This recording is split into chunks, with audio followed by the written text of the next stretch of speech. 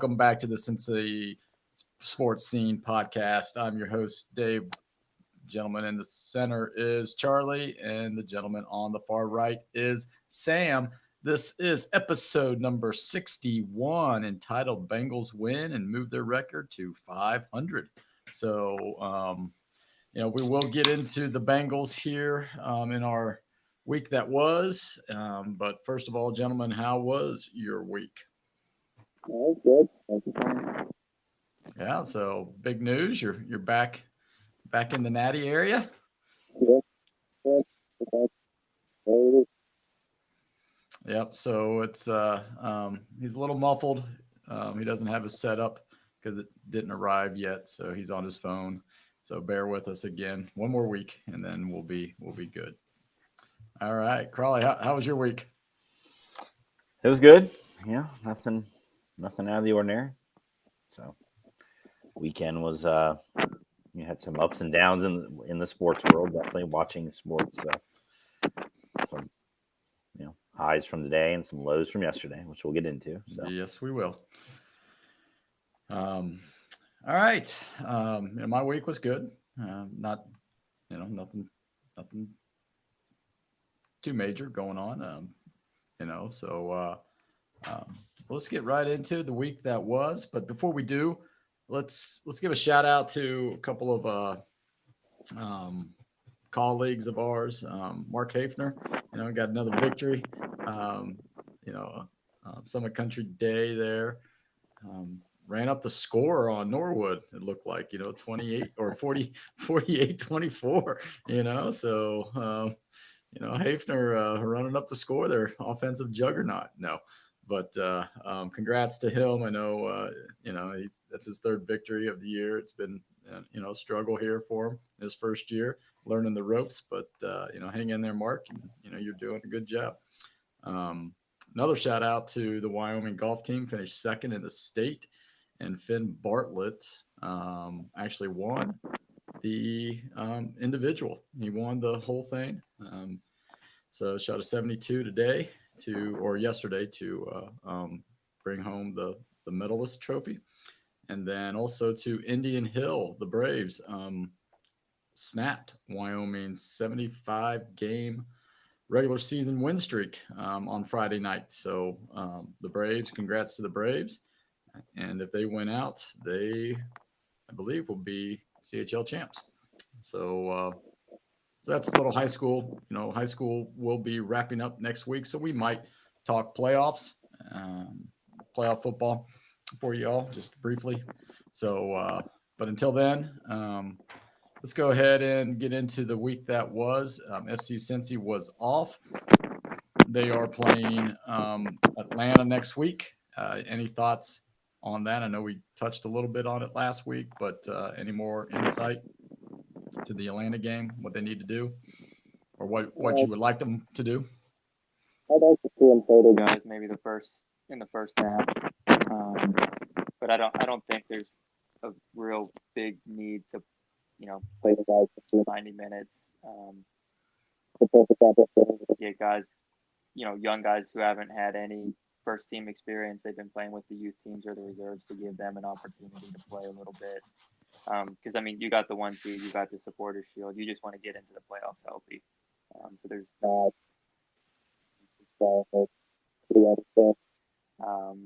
Acosta's 2 goals off of the Golden Boot, so maybe there's a little bit of incentive there to try and get him that. But I think he's got the MVP locked up regardless. So I don't.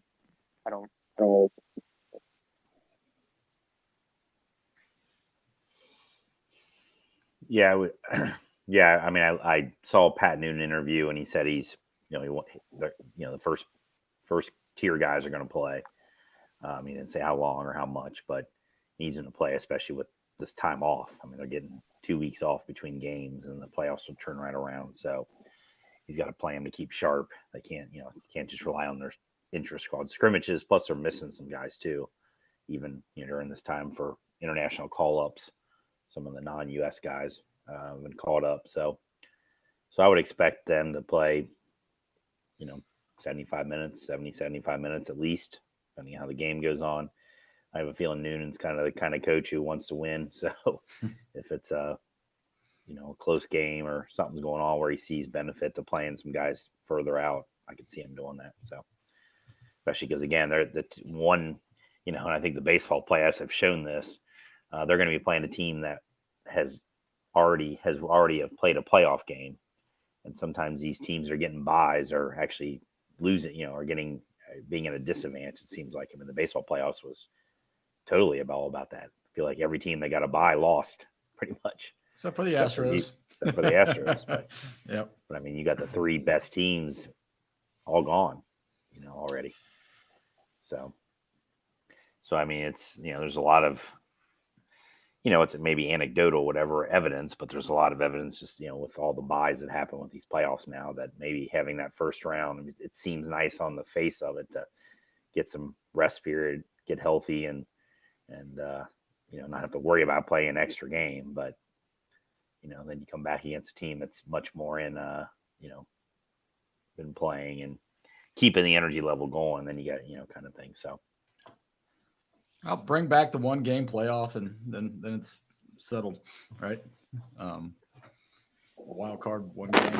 Like for baseball, you mean? Like baseball, 1 game wild card, but then people are like, play 62 games and it comes down to 1 game and blah, blah, blah, blah, blah. So, so now you're seeing, you got 5 days off. Well, the scheduling is bad. I mean, I don't know. It's just one of those things where 5 days, there's the 5 games in the wild card round, and then they have a day or 2 off after that. So you got 7, at least 7 days that the team is waiting to play the wild card winner, and that's a eternity in baseball, right? You get 1 day off, maybe 2 if there's a rain out after that or before that. They're just used to this rhythm, and I don't know. It just has to be a happy medium somewhere along the line, and they might look at, I don't know what, shortening 2 to 3, best out of 3. I don't know. Well, your issue is TV dictates so much of any of the scheduling, or pretty much all of the scheduling, not even any of it, all of it. So if TV is saying we want these games, right? I almost could see TV saying no, we want more. So you're going to a 7-game playoff for the second round, and you're going to a 5-game playoff for the wild card. Right. They want more now. The baseball their only pushback can be that puts the World Series in December.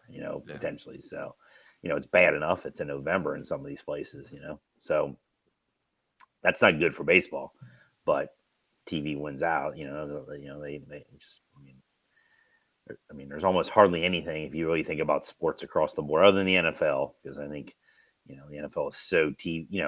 NFL is made for TV. I like it better on TV than I do live. But when it comes to college football, TV's bad. I mean, it's these noon games. They dictate these noon games and 10 o'clock p.m. games and all this stuff. Football's meant for Saturday at 3:30. Every game should be Saturday at 3:30. You get plenty of tailgating time. You're not playing to midnight, all this kind of stuff. So, so TV's not good for that. Baseball, obviously, it's not good for. I mean, just some of these goofy 4 o'clock p.m. playoff games and this nonsense, whatever. So, but doesn't matter. I can rant and rave or whatever I want, but it's it's all about the money. I'm not paying them $1 billion, so they ain't gonna listen to me. Nope. I don't know, but some of the fondest memories was the coming home from school in late September, early October, watching playoff baseball when I was a little kid, and watching the Red Sox lose to the Yankees and Bucky effing Dent hitting that home run in '77. So. That was always fun coming home to a ball game. Now, speaking of real quick though, speaking of playoffs, you talking about weird schedule. The MLS playoffs are a mess. I don't know if they just decide to open up a bunch of whiskey bottles or something as they were coming up with their decision of how to do this. But you talking about how anybody who has any logic behind creating tournaments and stuff was not sitting in that meeting, because you're playing 3-game series in the early rounds, then you're playing 1-game series later, and you got 9 teams or whatever nonsense it is. I mean, it's just ridiculous. Like there is no sense to it whatsoever. How do you play more games in the beginning rounds when you're playing lesser teams than you do in the real games later on? Like, it doesn't make any sense. So at least baseball doesn't do that, The World Series is 7, so they didn't even finalize their playoff format until the season started. So that was the best to come up with. All right. Well, on that note, let's move into the week that was. Keep on going here. We're talking UC football. Home, as Charlie mentioned, noon game. It was homecoming weekend for the Bearcats, and it was not a very good game. They lost 30-10 to an Iowa State team. Iowa State is undefeated in the Big 12 right now. So say what you want about the Cyclones. They're 3-1. 3-1. Are they 3-1 in the Big 12? They got blitzed. They got destroyed by Oklahoma. Okay. I'm sorry. Take that back. 3-1 in the Big 12. So I thought they were undefeated and overall 3-1 or 3-2. But I did not get a chance to go down there on Saturday. So I missed, the sunshine in the first half and the rain in the second. So I was kind of glad about that. But from what I read, what I saw, Emory Jones, missed the wide open, wide receiver there, could have changed the trajectory of the game if he hits that. But man on the scene, Charlie there, why don't you go ahead and give us a feeling for that and how the crowd and everybody's starting to turn on Satterfield, looks like, on Twitter. So and Emory Jones as well. But it's not real life. I always like to keep that in mind. So I know.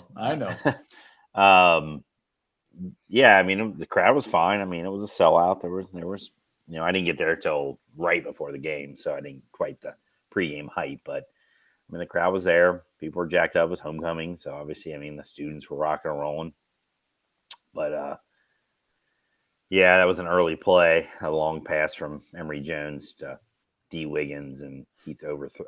D. Wiggins was open by 6-7 yards, and Emory Jones overthrew him by 6 or 7 yards. It wasn't even like off his fingertips or anything. So that was a killer, because that's an easy touchdown. They go up 7. They still came back and took the lead 7-3. But then from then on, it was just nothing. Second quarter on was just Iowa State just dominated. They have a really big offensive line. I think they averaged 330 pounds. And a lot of their left tackle was like 6'9", 6'10", 335 or something. He was a monster. Offensively, UC was just bad. Emory Jones threw for 99 yards, 97 yards the whole game. He just couldn't hit anything. It was just a bunch of dink and dunk. It was like Joe Burrow in the first couple games, just dink and dunk.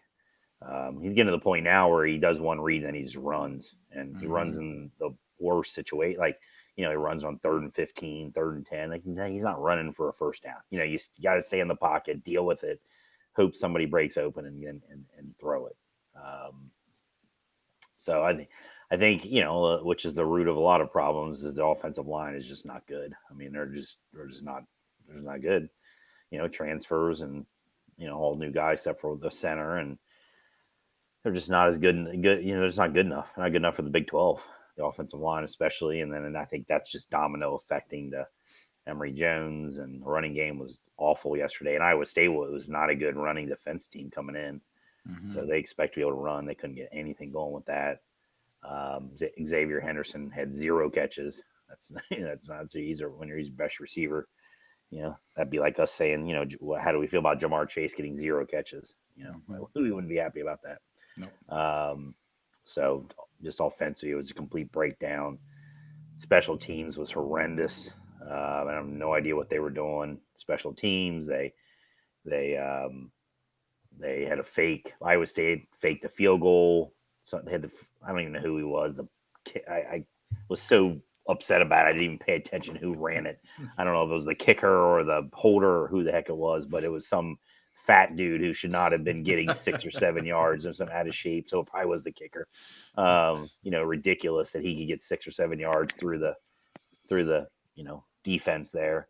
Between them having like a 45-yard return on a kickoff and getting in good possession, it's just, I don't know. It was just not good from that. And the defense wasn't all that good either, but I think a little bit of the defense issues is that they're trying to deal with the offense being a catastrophe. And I think they put the pressure on themselves. And I mean, Iowa State only threw the ball 13 times the whole game.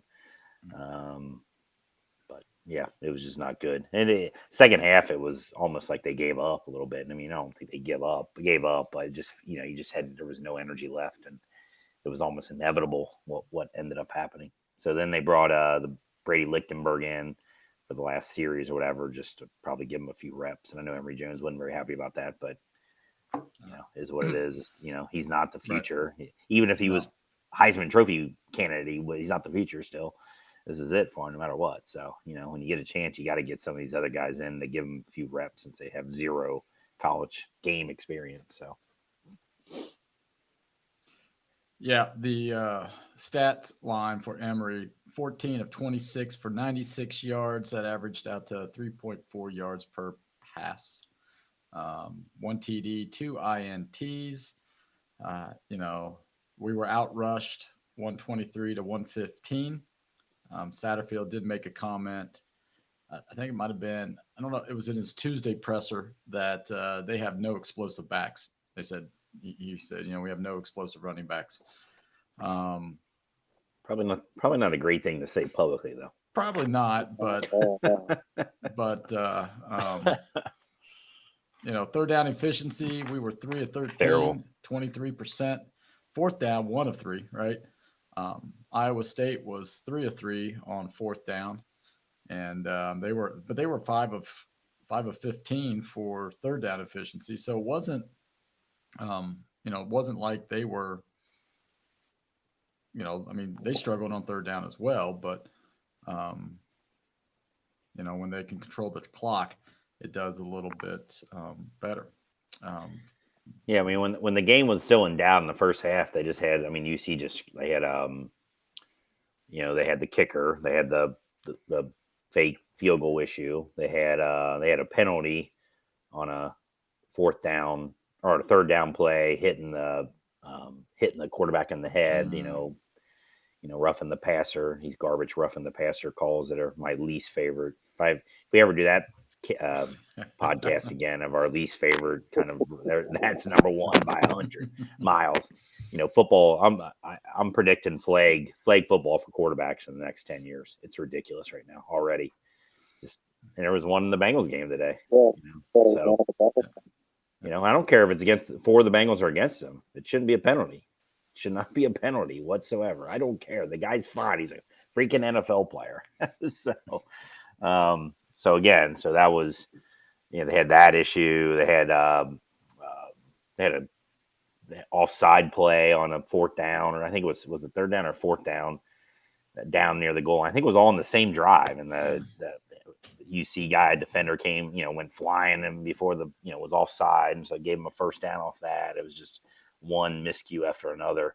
Cornerback had a ball right in his hands for interception, didn't catch it. So it was all that. That was all first half stuff. So I think all that stuff kind of accumulated into just, second half being just nothing.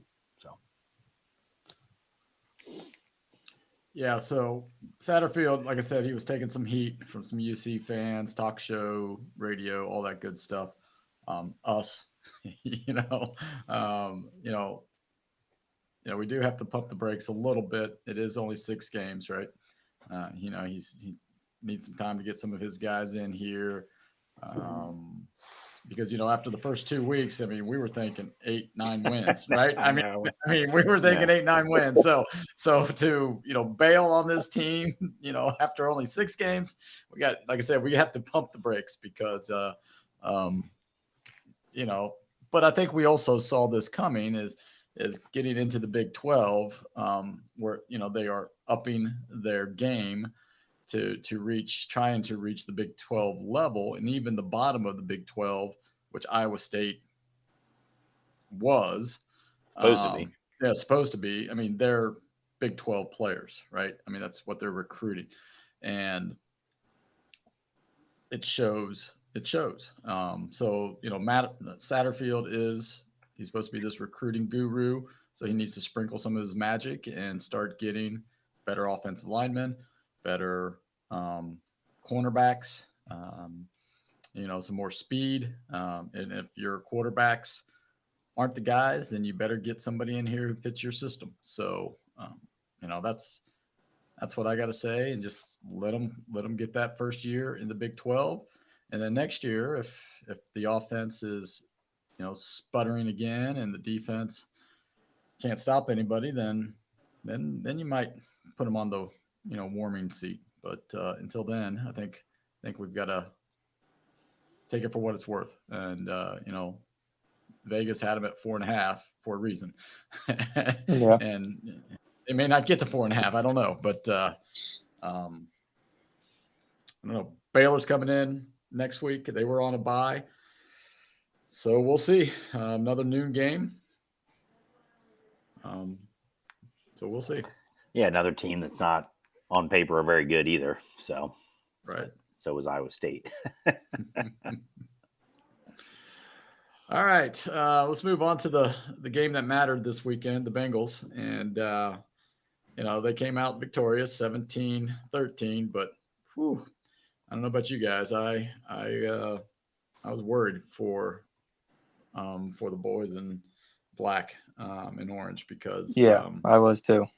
They looked great the first two drives, right? I mean, offensively, defense, the first drive Seattle did is. From what I heard and saw, I missed the opening drive of Seattle's, so I didn't know. But everybody was saying they pretty much ran the ball, just 6-7 yards at a time. So the Seahawks opening drive was like the Bengals opening drive. They just carved them up down the field. Yep, and then after I thought we were balanced though. I mean, I thought we did a nice job of mixing it up here. It wasn't equal run to pass, but Mixon had some carries for positive yardage and, just enough to allow Burrow to get to work. And then halftime came and the defenses made adjustments and it became a game of field goals. And thank God our defense made some adjustments because we needed it. And they stepped up big, at a time where they needed to. So, I worry about our play calling at times. I worry about, our offense moving forward because I don't know. I just think we just do too many things that we don't get in any rhythm. And our defense is out there way too much. So I'll let you guys talk. We just get stuck in patterns. I mean, there were we had 3 straight drives, a field goal, and then 4 straight drives after that with like punts, and then Joe Burrow had an interception in there, and we were just doing the same thing over and over again. They didn't. I mean, I get it. Joe Burrow's the offense. Your pass first offense to Zach Taylor balance is probably 65 pass, 35% run. But I mean, he was even way outside of that coming out of halftime. I mean, they were just throwing the ball. Mixon had like 2 carries in the third quarter, and they just couldn't establish anything.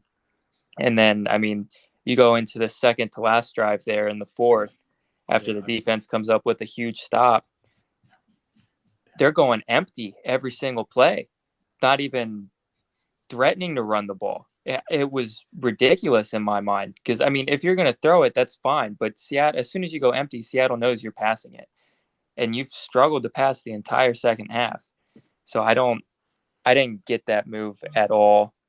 And it was just well, it was that's brutal. what I had. I didn't agree with the play calling at all. And the game management was just poor. That's what I had down in the fourth quarter with 2:03 left. That's after the defense made the big stop. We're up 4. I mean, this is when we need to put the game away, and usually we do. We put the game away, but here it is. Shotgun, Burrow, pass, incomplete, deep left to Jamar Chase. That was at 2:03, so it was at 1:58. So there you go. 2-minute warning. You had the 2-minute warning. And this is with Seattle has 2 timeouts left, right? So it's in shotgun, Mixon off the right guard for a 4-yard gain. Timeout, Seattle. And here it is, 3rd and 6 at the 18. Shotgun, they throw, and it's an incomplete pass. It was deep right. T. Higgins goes up, pass interference on T, so it wouldn't have mattered anyhow. But that right there is where I think you got to let them somehow. They've got to burn their timeout so that they have no timeouts, and you punt the ball and you give it back to them with a minute 48 to go. I mean, and it wasn't a great punt either. It was only 45 yards. And, the one well, to me, it's just, I mean, with that, what you're saying there, that to me, it's the play call. It's not that they pass the ball. It's that you're going for a low percentage completion. It's just a jump ball. Just take the drop back and just scan the field and throw the ball over the middle to someone, high percentage. I think back to I don't know, maybe I know it's a long time ago, but the 49ers, the Montana 49ers, every single time they needed to pass it, what was it? It was a slant in, or it was a square out. It was like plays you would do in the backyard, it wasn't just row the ball up 20 yards down the field, down the sideline, hope your guy goes up and gets it. That's low percentage. Why do you go with a low percentage play there? They did that twice. Anything that you got to catch. You got to catch the ball. So go with a flat. That's the case where you can throw a 1-2 yard pass. I mean, do it Andy Dalton pass. 1-2 yards when you need 6. That's fine in that situation. Not throw it for 20 yards down the field. That's what I just didn't get. How do I know this? I never called one offensive play in my life, and how do I don't understand this. So, I mean. It goes back to the first play. Yeah, it goes back to the first play. Yeah, I probably would have ran the ball there in that situation. Yeah, I would have too. But you run it. But you got a timeout though. But you got the 2-minute warning, so it doesn't really matter there. It's to get the yards, in my opinion. Yeah. To me, it's to get the yards. Again, maybe you do throw it, but you don't throw it deep. You get 5 yards. You run it with Mixon, and then you set up a 3rd and 2, right, where everything's in play. I mean, everybody knew on that 3rd down that it was a pass. Everybody in the stadium knew it. Seattle knew it. Everybody sitting on their couch watching at home knew that the Bengals were passing it there. Because it was 5 yard to Burrow or 5 yard to Chase is going to be most of the time completed. Not that thing that they tried there.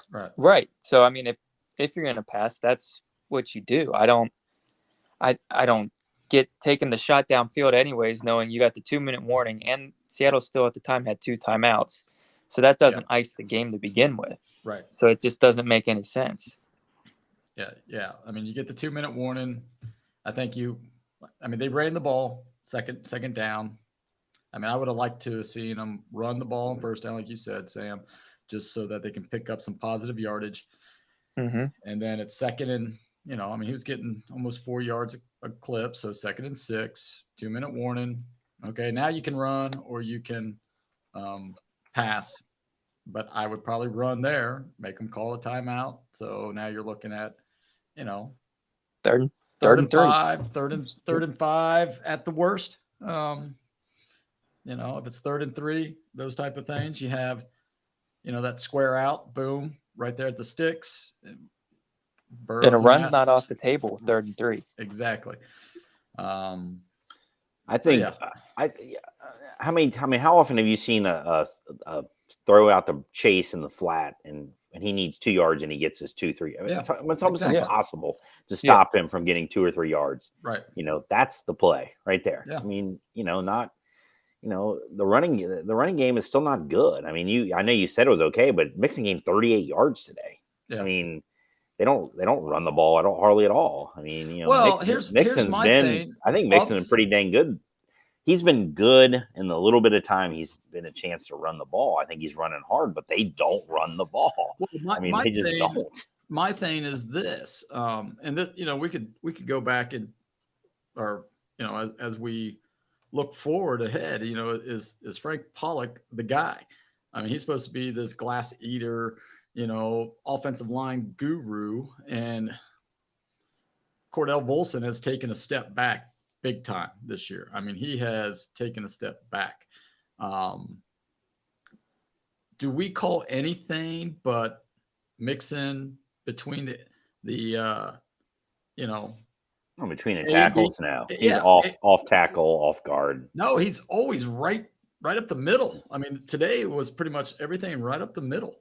Well, we don't have a running back with like speed guy. We don't have a changeup guy whatsoever. Yeah, but I think we need to get some counters and some misdirection.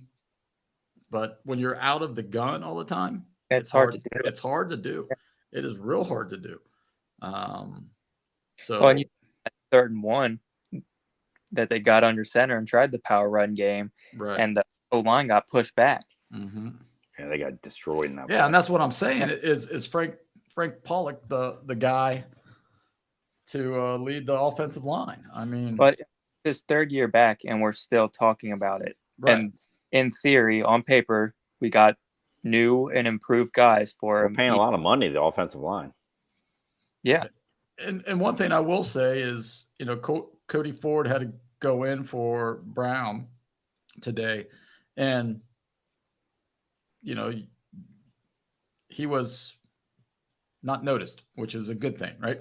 Because if people are calling his name, it's because somebody's coming in and sacking people. So, Orlando Brown had a groin injury, and he's probably day to day, and hopefully he'll have that bye week to heal and can be out there against, the 49er pass rush, who's going to be ticked off because they lost to PJ Walker Browns. Yeah, I was pissed off too about it. Yeah. So, we've got to figure something out. I don't know what kind of blocking schemes he is doing. Somebody who's better at offensive line schemes can, chime in, send us an email, whatever, at Cincy Sports at Yahoo, css@yahoo.com, or, find us on Instagram and Twitter at Cincy Sports Scene, and give me the lowdown on our schemes, our blocking scheme. Is it inside zone, or are we doing like a power run type of blocking scheme? I have no idea, because it doesn't look like we're moving at all. We're not moving the defense off the line. I mean, the big thing to me was we did not adjust to adjustment. Our offense was not good at all in the second half. I mean, they adjusted and then we just didn't figure it out. If you really look at the breakdown of the second half, I mean, I don't think Burrow threw for more than, I don't know if he threw for 60 yards in the second half, 50 yards. I mean, he had 23 the last time I had seen his stat. Yeah, that was going into the fourth. And I think he didn't throw for anything. 15-yard. Yeah. So, I mean, it was bad. I mean, that second half was bad. I mean, that second half was as bad as some of those early games. Yeah, I think it was punt. I mean, it was 3 and outs, 4, 5 and outs, kind of over and over. We only got the field goal because of the interception. Right. And on the interception, we didn't move it 1 yard. No. Literally not 1 yard. So, I mean, the defense, as they've done many times, more than most people realize, has saved our butts again today. The defense won the game. Yep. They did. Defense played great, I thought. Over the last 3 years, if you really look at it, the defense is, especially in the more important games, I feel like, the defense has been the better unit than the offense, even though the offense gets all the accolades. Yep. All right. The 49ers, we go out to San Fran here in 2 weeks. Should be hopefully it's a good game. I know McCaffrey and Deebo Samuels left the game with injuries. I don't know what type of injury. You never want good players to be injured, But if they have to sit out 3 weeks, I'd be very, very happy for them to come back, the week after they play the Bengals, because the Browns, 49ers look bad, look lost without those two studs in their lineup. Purdy looked pedestrian out there today. So, and Cleveland has a very, very good defense. So, give them credit for winning that game. I guess it's just a missed field goal, comes down to a kicker. And, what was it? Who said that? I can't remember which coach said, if you are relying on your kicker to win your games, that's not a good percentage, I guess. You don't want to do that. But, hopefully, the Bengals get healthy. 49ers still are banged up, and we can take another game from the 49ers, because, that'd be. Yeah, because that's a predicted loss from everyone. So, right. We'd pick up a game that we should have lost and that we should lose in a sense. So. Right. It's another week that Burrow looked good, moving around. Another week for him to, But he was off that second half still. He made a lot. He was off. There was a lot of passes where he was thrown behind the receiver. He was behind. Well, he may have gotten a concussion. That one cheap. I don't know. It wasn't called, but it was a sack, and then the not cheap according to me. You're playing football. You're playing football, right? But then no cheap. DJ Reader bear hugs Gino and. Right. It shouldn't be a penalty. Right. It shouldn't have been, but my thing, Joe never gets those calls ever. No, ever. I've never seen a flag for roughing the passer on him once in his 4 seasons. Never once seen it. I'm sure he's gotten one, but I don't remember. Yeah. And you get DJ Reader. Oh, he fell on him full 4. He fell on his legs. Give me a break. What's he supposed to do? I'm almost surprised a little bit they didn't call the last play. Because he definitely, or who was it? That was it Hubbard and BJ Hill, whatever. Yeah, BJ. He fell on. He fell right on him too. It was basically the Reader play over. Because you can't be consistent on that, because what is that?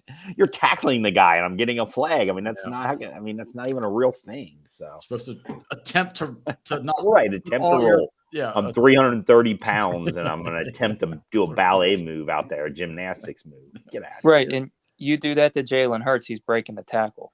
Right. You can't just. You got it. Burger would have shrugged you off like you were freaking piece of paper. You've got to take him to the ground.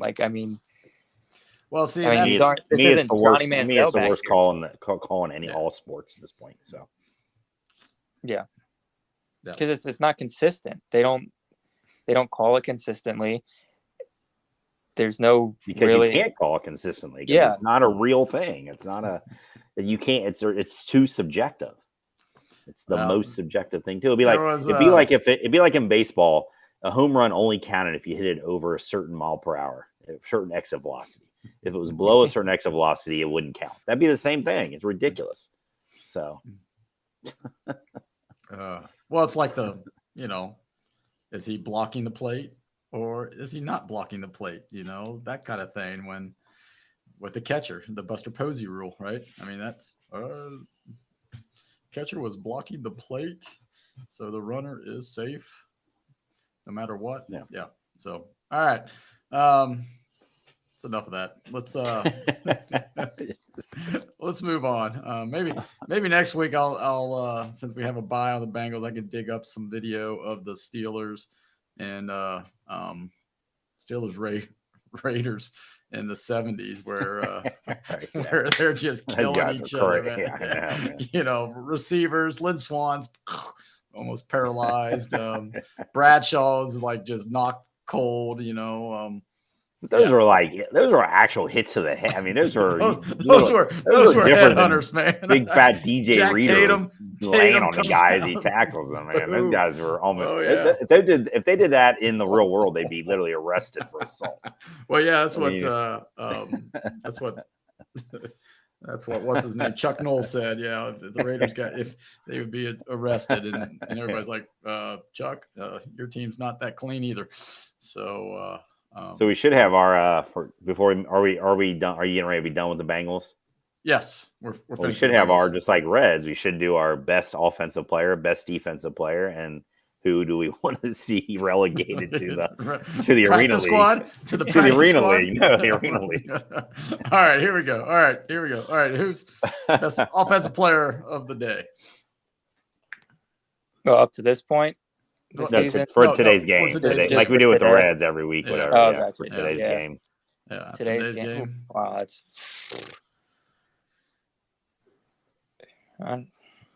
probably T. Boyd with the touchdown, right? Or Yossi. Yoshevich. That's right, Yoshevich. One catch, 3 yards, first touchdown. That's who I'm going with. That was a big Yoshi. touchdown. Go with him, huh? Yoshi. I'm gonna go Jamar Chase. I still think he's just gets the ball in Yes. his hands and he makes something happen every single 6 time. for 80, I think it was. Yeah, Today. Yeah. He is just you don't get the ball to him 10 times a game. Did you see his chain fired today? Yeah. 7-Eleven. Yeah, 7-Eleven chain, yeah, always open. So I'm gonna go with Jamar Chase.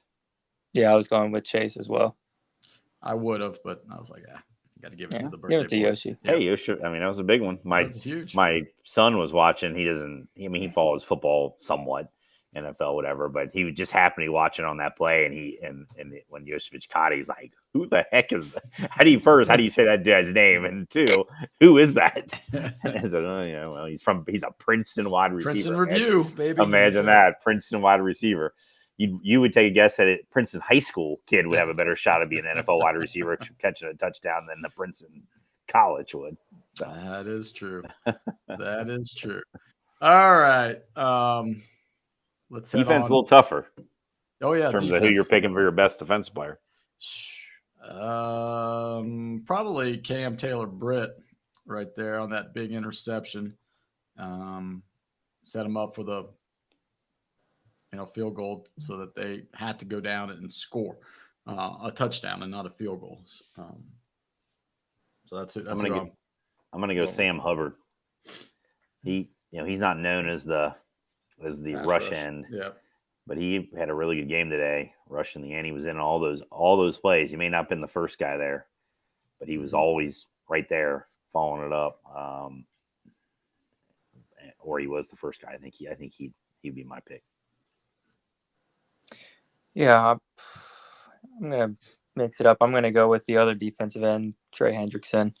I know he had at least one sack. I think he got another one. They may have given him a half sack. But that's 2 straight games with multiple sacks for him. I mean, that's what he's there to do. He's not there to stop the run. He's there to get after the quarterback. And so, I mean, he seemed like he was in Geno's face a lot as well, not just getting the sacks, but the hurries, the pressures. So I'm going with Trey Hendrickson. Yeah, Dax Hill had another good game as well. 7 tackles. Big hit. Yeah, on I mean, DJ Metcalf that sent him to the locker room there, where they had to settle for a field goal because DJ wasn't on the field at that time. But yeah, all right. Who needs to be regulated to the AFL and not the American Football League, the Arena Football League? Who are you going with? Just for fun, I'm going to say Zach Carter. That dude, I never heard his name once today. I saw him in there. He got some snaps. He got one tackle. I just looked it up because I wanted to see if he was even on the field today, and he did register a tackle. So I'm going to go with him. All right, my boy. Yeah. I'm going with Robbins. He had another shaky game punting the ball. 6 punts, 245 yards. Yeah. Whew, I might say Zach Taylor. Get him down there so that he can learn some creative play calling. You want him coaching the Houston Gamblers or Yeah, whatever? just somebody where they can just, get whatever all they're these. called now. He'll put in plays where guys are going and having Yeah, that forward exactly. motion and get flagged for it. No, we'll get Well, flagged for it. But He'll just forget. say go sideways instead of upwards. Go Oh, sideways yeah, first. and then the play doesn't work the same. Yeah. Well, yeah. But, hey, that's all right. It's not working now. So, but no, yeah. So that's who I'm going with. All right. Let's go to our trivia question for the week. And crap, I can't remember. I had it last week. What did I say here? Do you guys remember what it was? You got it right, Crawley. I know that. I did. Oh yeah, yeah. I did. It was that crazy one. It was David Verser. Wasn't it? Yeah, that's Wasn't right. that? Yeah. It Yeah. was. It was. Who was the 81 first 81 round first round pick. receiver? Yeah, Chris or something? Collinsworth was the second round pick. Had a better career, right, but it who was. was the first one? And yes, it was David Verser. Way to go! So that's a. I didn't get my sticker, by the way. Oh yeah, I'll have to. You got one. I gave you one already. You need another one, new one for that. Getting that one right. Have to upgrade the stickers, but all right, Sam. What do you have for us tonight? Yep. So this is a little college basketball trivia, some UC, since I'm done with their football team here in mid-October. looking forward to the hoop season. So a long ways to go still. Yep. So my trivia question here is: how many conferences have the Cincinnati Bearcats played in? Oh man! Wow, there was and that's including the Big 12, who they technically haven't played in yet, but we're counting it in this answer. Well, they were in the Missouri Valley for a long time back in the day. They were in the Metro. Yeah, Great American. Great Midwest. Great Midwest. Great Midwest. Were they in the Great Midwest? Yeah. With Xavier? They were a founding member of Great Midwest. Okay. So what about, and then they were in the Big East. Yeah. And then the American. The Big 12. So that's 6 right there. Metro, Great Midwest. I'm trying to think of what that sequence was. I think it went Metro to Great Midwest to Big East, American.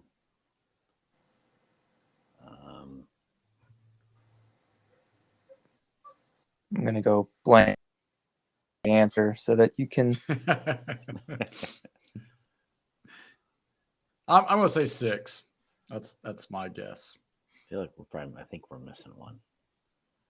Yeah. Well, if we're missing one, that'd be 7. So you didn't say name them. You just said how many. So. I'll go 7 then. I feel like we're missing one. Yeah, the answer is 7.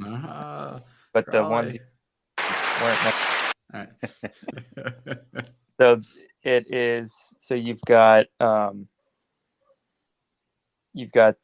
AAC, Big East, Conference USA. Oh, Conference USA. I knew that. Yeah. And then they also played in the MAC. The MAC is another one that you were missing there.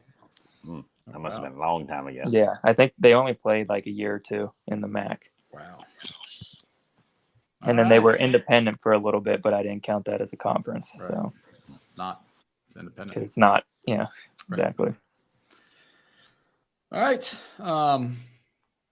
Good one. So if you out there listening have a trivia question you think that you could stump us, send it in, and we'll read it on the air, and we'll see if you can stump us. If you do, I'll send you a sticker. So DM us at on Instagram at Cincy Sports Scene, and then or on Twitter at Cincy Sports Scene. All right, I'm going to move on to the topic now of the week. And Sam, what do you have for us? Yeah, so I'll admit it's a little stupid, but basically what it is every Division I school gets one guy that never loses eligibility. So you can go back. This guy can play pro, maybe be a bust, but you can bring him back. but you only get one guy across all your sports programs. Oh, across all of So them. it's one guy per school is what it is. So, I mean, I was just going to, who can we come up with? What guys would, essentially just be an NIL type of guy. And I mean, I'll give you the one that kind of like instantly came to my mind was Tim Tebow at Florida. Mm. As soon So as we're not even just talking Cincinnati guys. We're talking no, yeah, I'm talking Okay. just in Division general. One across Tim the board. Tebow, Yeah, Florida. yeah, like who was so much better in college that if they could have, they should have just stayed there. yeah. Or, I mean, you don't ever lose eligibility, so you can test it out in the pros, and then if you're a bust, go make more money off of NIL. Yeah, it'd be like Johnny That's Manziel. Right, Johnny Manziel would have been another good one. Yeah, for Texas A&M. There you go. Wow. Because the kind of the thought process is: are you a football school or a basketball school? Like, where do you want to use it? Right. Kind of thing. So, so you'd be like, and another thing that I'm thinking of is like, if you're Alabama, you don't say Bryce Young, or Tua or somebody like that, because you've got guys always coming in that are just as productive.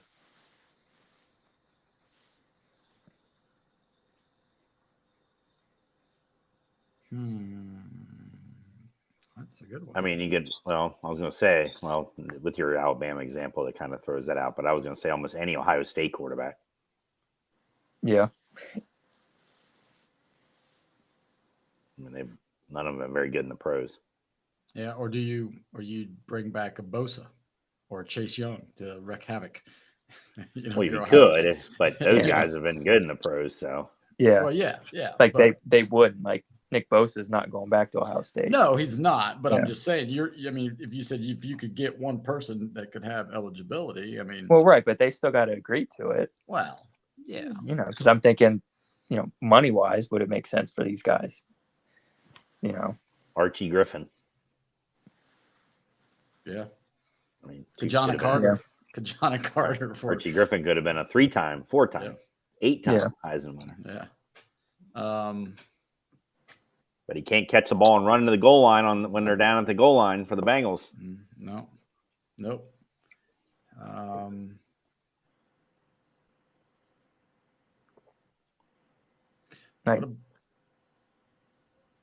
I like basketball wise, Tyler Hansborough at North Carolina.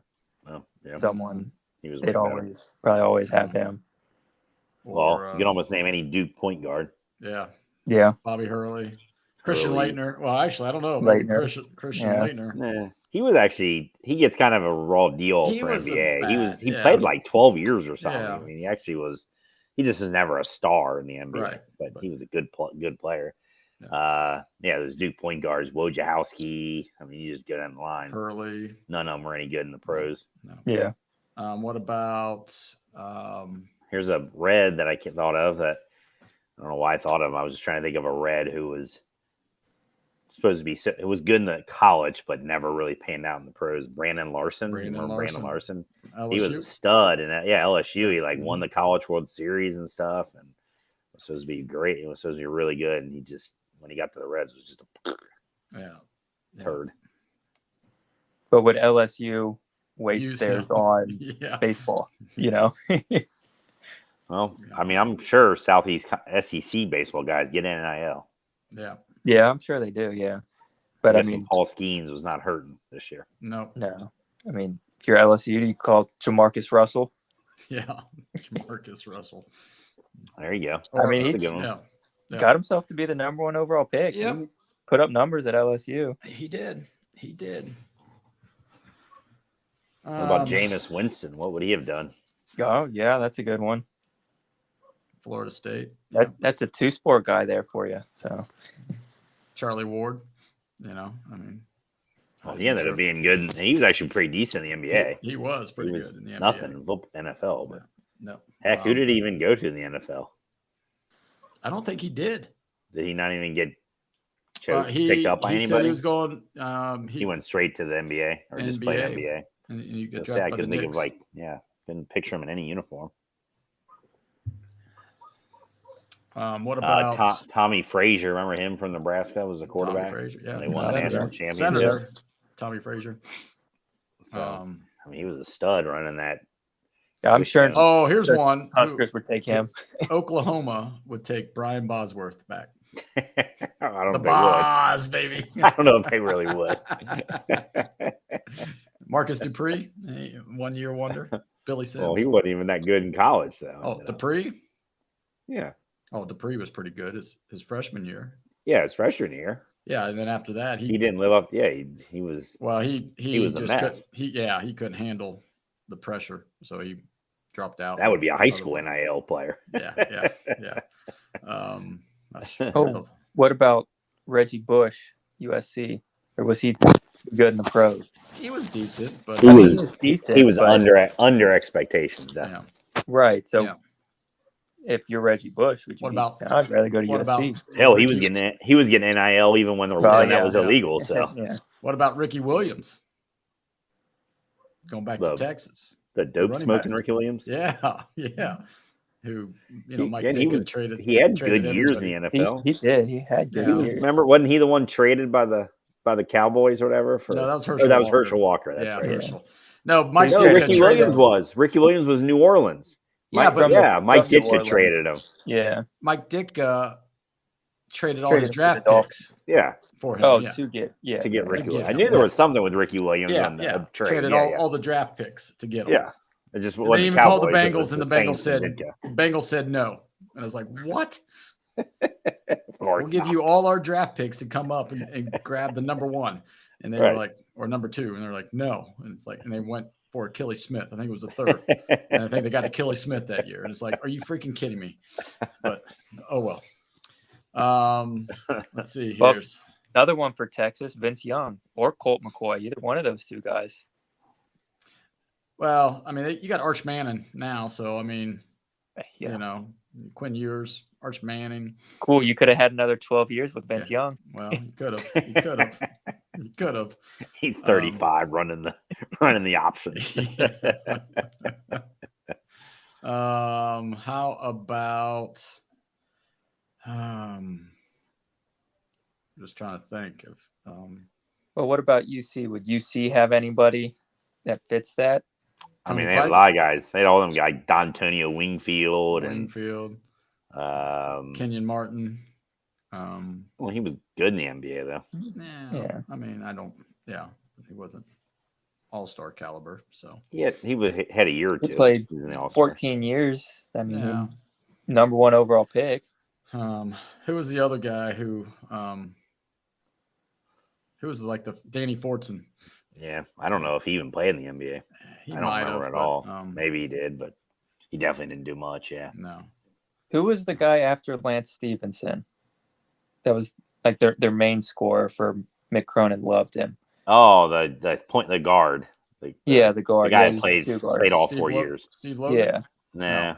Well, he would be one too. He didn't play. He didn't do much in the NBA. But I know who you're talking about. He was from New York. Yeah. Kilpatrick. Sean Kilpatrick. Yeah, Sean Kilpatrick.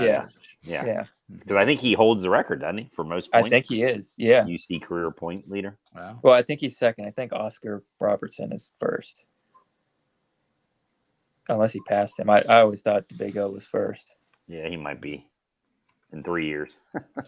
The Hoosiers would take Steve Alford back in a heartbeat. Oh, yeah. They take him right now as a 70-year-old. Yeah, they would take him. They would. He probably a hell of a lot better shooter than most of those guys. So, Steve Alford or David Bailey, one of the two, right? Oh yeah, you're right. Yeah, Kilpatrick's second in points. He's 800 behind Oscar Robertson, and that was without the 3-point line. I mean, holy and only left. 3 years. 3 years. Yeah. I was like, holy cow. Yeah. When you see Hall of Fame material, there you go. I'm just trying to think of anybody. What about for your Boilermakers? Take Kyle Orton back there under center right now. The quarterback. Maybe Mike Allstat, but I know he had a pretty good career, but he was pretty good in the NFL. He was pretty good in the NFL. I would say Drew Brees. That's who they take back. Gary Danielson. You know, I mean, Take him out of the booth. Yep, take him out of the booth. Draw up a play, Gary. Let's see the Boilermakers. Shoot. I was thinking, Purdue would probably lean basketball over taking somebody from football. Yeah, they would probably lean. Well, it might be the dude that just got the big dude that just got. Edie. Yeah, he's back. Yeah, he's back. He is back. Just keep him around. He might end up just staying. I mean, because obviously the NBA doesn't want him. I don't know, Glenn Robinson, because he didn't have a great career in the NBA. I mean, he did have a career, but the big dog. Or you can have Scotty Scheffler, not the golfer, but Steve Scheffler, I guess. Isn't Scotty Scheffler what was the Reds player that was named kind of similar? That was Schebler. Scotty Scheffler. Scotty Scheffler, yeah. Well, Texas could take the big donkey, Adam Dunn as quarterback, because he was as a quarterback down there.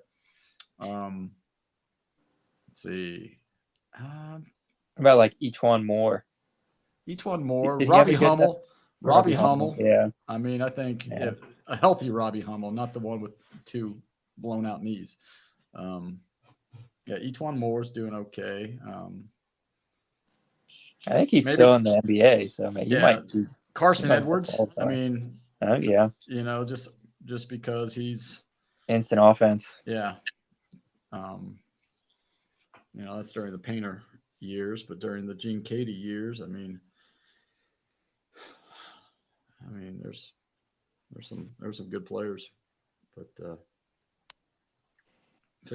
right. For Notre Dame, it's probably who?